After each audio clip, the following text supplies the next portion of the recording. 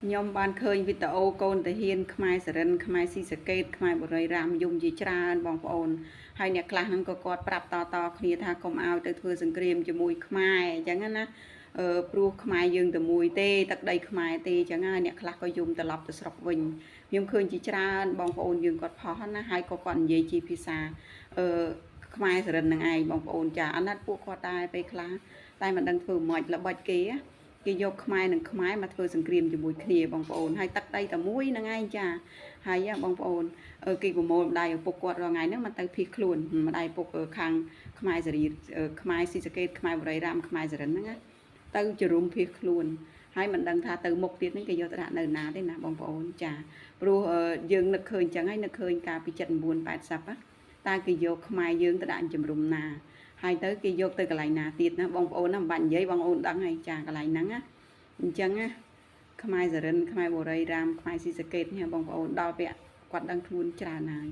ចាតែបីតកូនតាហ៊ានក៏គាត់យំច្រើនដែរបងប្អូនចាប៉ុន្តែគាត់មិនដឹងធ្វើមិនបើនៅការគ្រប់គ្រងត្រួតត្រារបស់គេណាអាហ្នឹងជាគំនិតរបស់គាត់ទេបើសិនជាគាត់ចង់ចាញ់គឺអាហ្នឹងស្រេចនៅលើគាត់ទេព្រោះអីគាត់អាចចេញបានអញ្ចឹងណាមានពិបាកទេបងប្អូនហើយគាត់និយាយត្រូវគ្នា20 30នាក់មកដុំពាត់តែមួយដាក់ឯងចោលតែមួយទៅនាំគ្នាឯងចូលទឹកដីខ្មែរទៅមិនអត់បងប្អូនខ្មែរសរិនខ្មែរស៊ីសកេតចា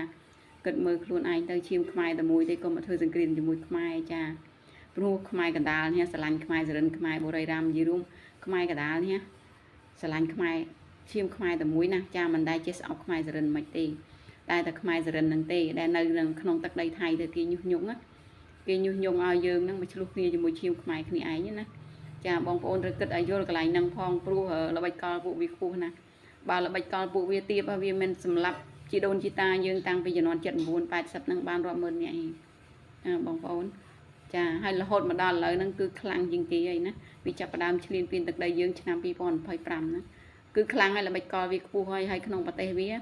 អត់មានយកអ្នកណាជីការបានម្នាក់ទេនិយាយពីថាសារព័ត៌មាននិយាយមួយថ្ងៃនិយាយមិនដឹងជាប្រមាណ100តពណ៌ទេអាណាឡើងមកនិយាយក៏បានដែរខ្ញុំនិយាយចេះទៅចុះណាបងប្អូនតាមដានមើលព័ត៌មានវាដឹងហើយចា